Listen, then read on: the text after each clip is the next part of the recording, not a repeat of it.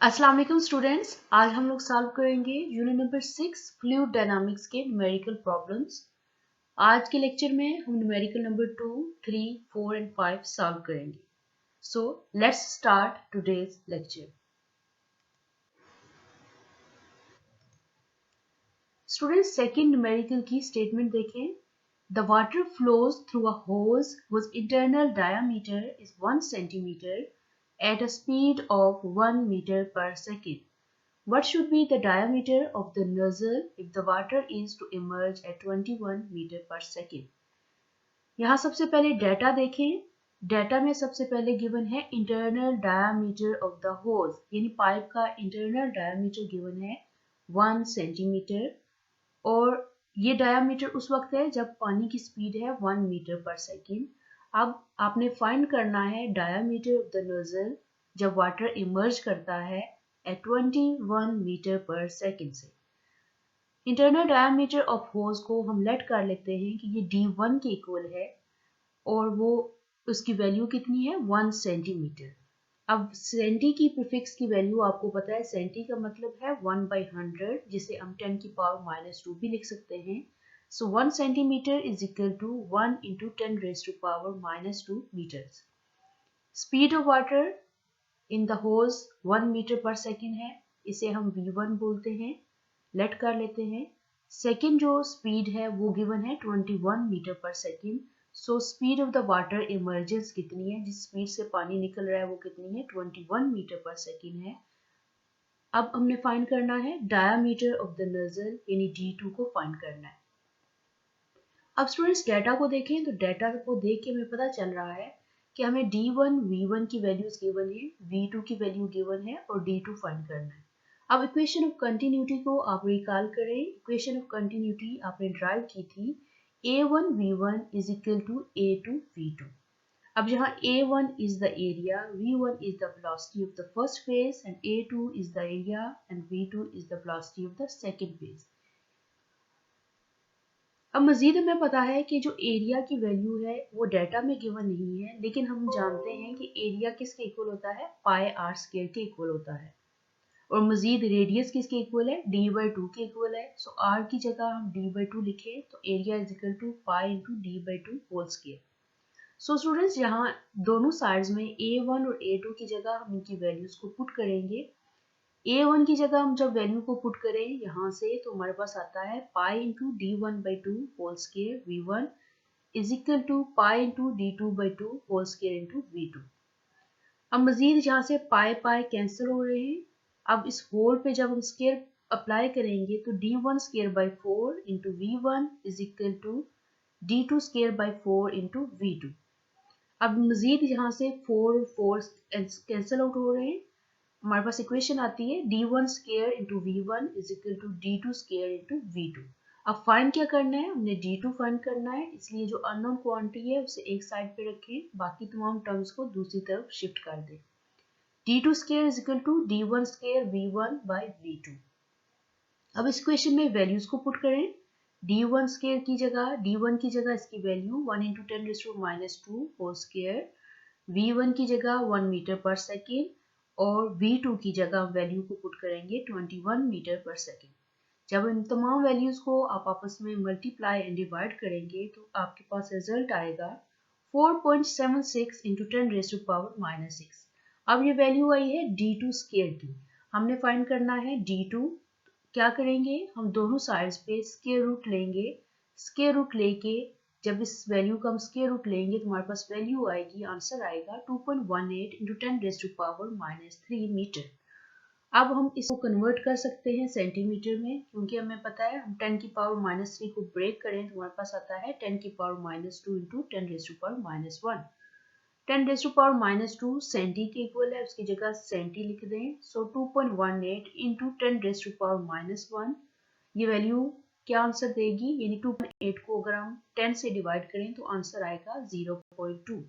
So second diameter कितना है, 0.2 centimetre. Students, numerical number 6.3 की स्टेटमेंट देखें। The pipe near the lower end of a large water storage tank develops a small leak and a stream of water shoots from it. The top of water in the tank is 15 meters above the leak point. With what speed does the water rush from the hole? If the hole has an area of 0.060 centimeter square, how much water flows out in 1 second? Statement देखिए, statement में given है कि हमारे पास एक tank है और tank में ये लीकेज पॉइंट है। अब लीकेज पॉइंट से टॉप ऑफ द टैंक तक जो हाइट है वो गिवन है 15 मीटर्स। हमने फाइंड करनी है with what speed does the water rush from the hole, कितनी स्पीड के साथ पानी इस होल से निकल रहा है, और उसके साथ गिवन है area of the hole 0.060 centimetre square.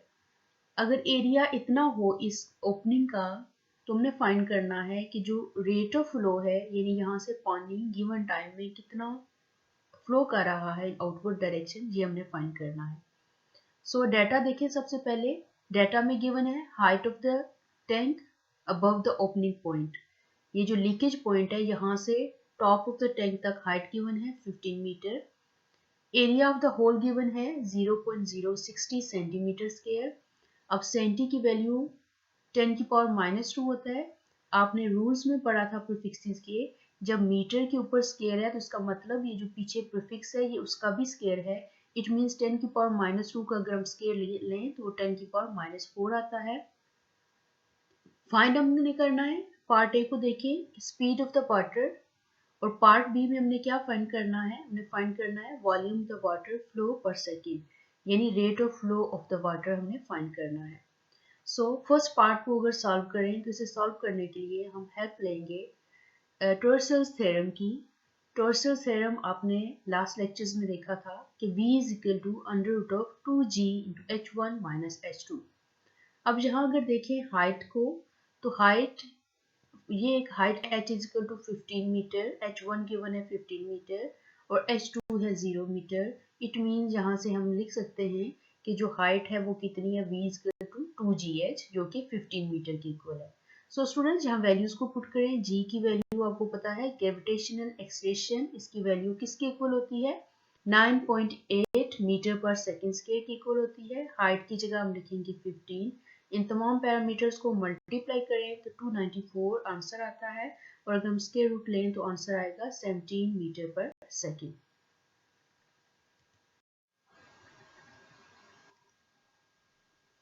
Students इसका जो सेकंड पार्ट है इसमें हमने फाइंड करना है rate of flow of the water in 1 second from this opening, यानी इस होल में से, इस ओपनिंग में से कितना पानी एक सेकेंड में लीक आउट हो रहा है, ये हमने फाइंड करना है।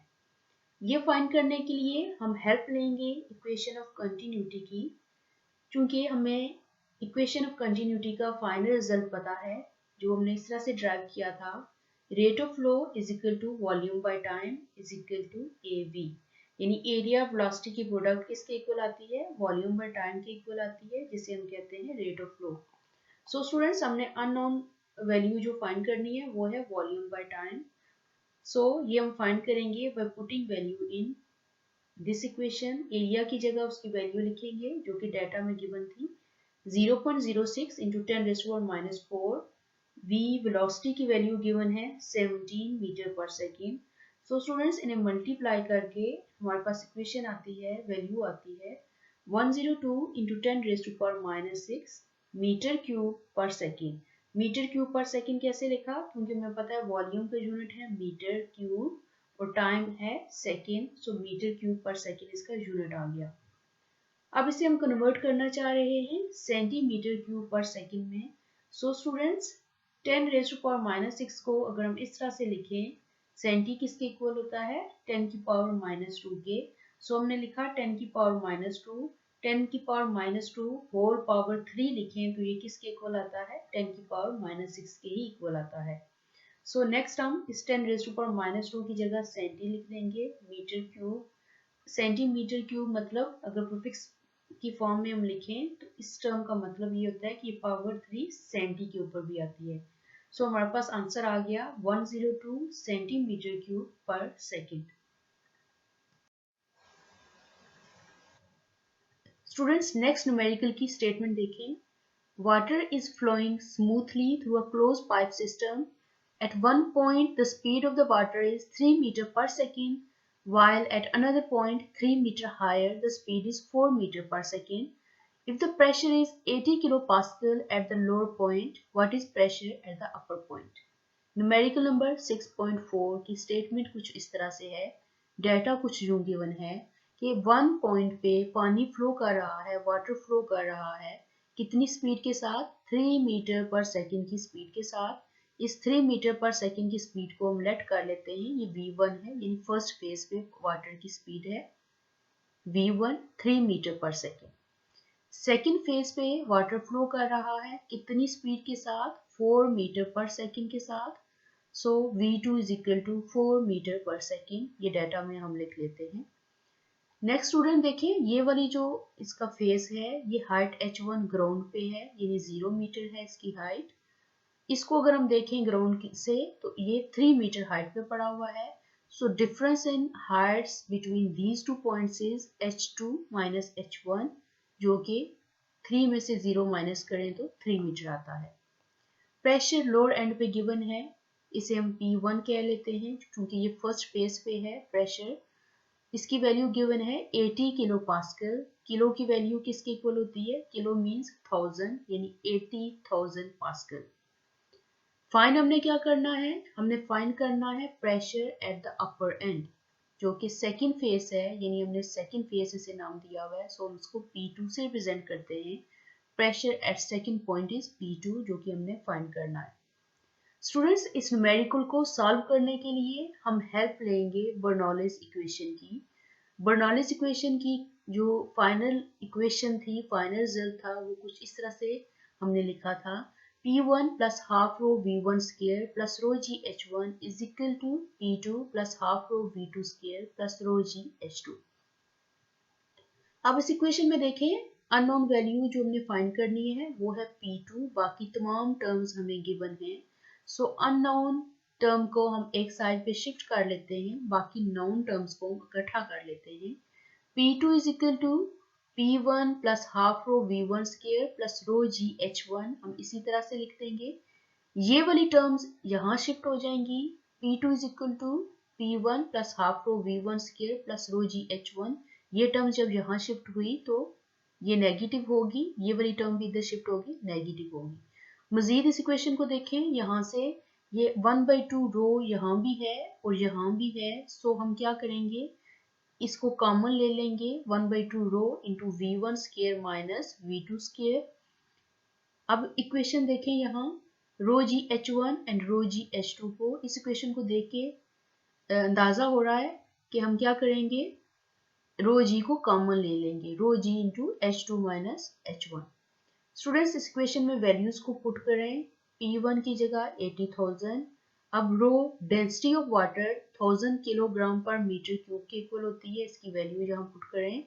V1 आपको गिवन है 3, V1 का स्क्वायर मींस 3 का स्क्वायर, V2 का स्क्वायर मतलब 4 का स्क्वायर, माइनस डेंसिटी की जगह उसकी वैल्यू लिखें 1000, इनटू G की वैल्यू है 9.8, डिफरेंस ऑफ हाइट गिवन है 3। इन तमाम वैल्यूज को मल्टीप्लाई करें, प्लस माइनस करके फाइनल जो रिजल्ट आता है वो है 47,100। अब हम इसे कन्वर्ट करते हैं किलो में। किलो में कन्वर्ट करना मींस पॉइंट अगर यहाँ मेंशन नहीं है तो पॉइंट लास्ट पे एग्जिस्ट कर रहा है, पॉइंट को हम यहाँ से शिफ्ट करेंगे और यहाँ लेकर आएंगे। कितने डिजिट पॉइंट चल के यहाँ आया, 1 2 3, इट मींस 47.1 इंटू 10⁻³ पास्कल। 10 की पावर 3 की जगह हम लिख देंगे किलो। सो आंसर है इसका 47 किलो पास्कल।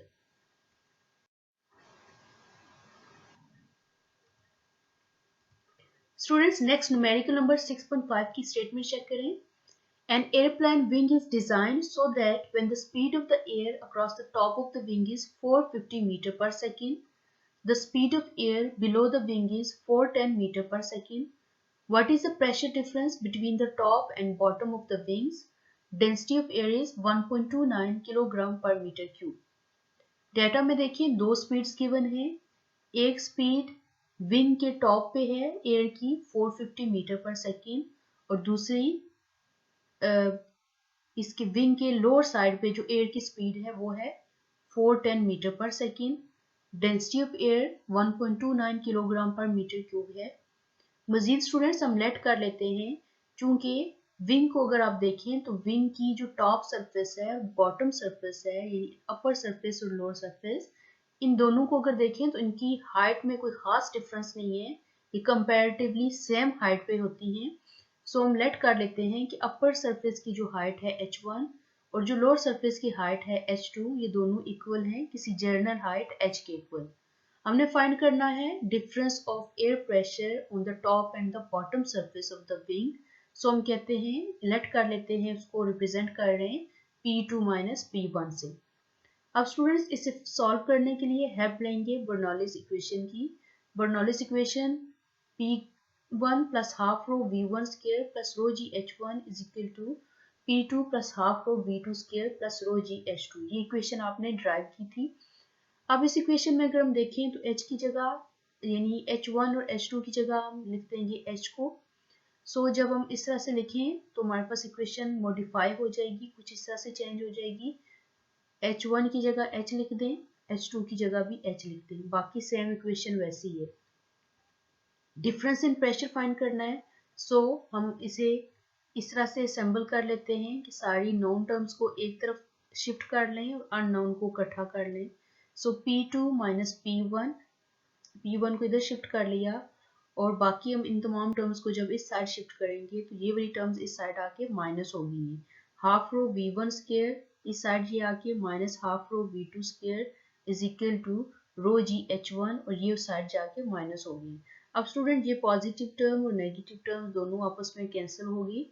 हमारे पास बचता है एक फाइनल इक्वेशन क्या बनती है, P2 minus P1 is equal to 1/2 rho V1 square minus 1/2 rho V2 square. अब इस इक्वेशन में वैल्यूज को पुट करें। डेंसिटी की जगह एयर की जो डेंसिटी की वैल्यू है 1.29, V1 450 metre per second, V2 कितना है 410 मीटर पर सेकेंड। इनको सिंप्लीफाई करें और मुझे आंसर कमेंट्स में बताएं कि क्या 22 किलो पास्कल आता है, यानी आंसर क्या 22.18 into 10 raise to power 3 pascal या 22 किलो पास्कल आंसर आपका आ रहा है या नहीं आ रहा।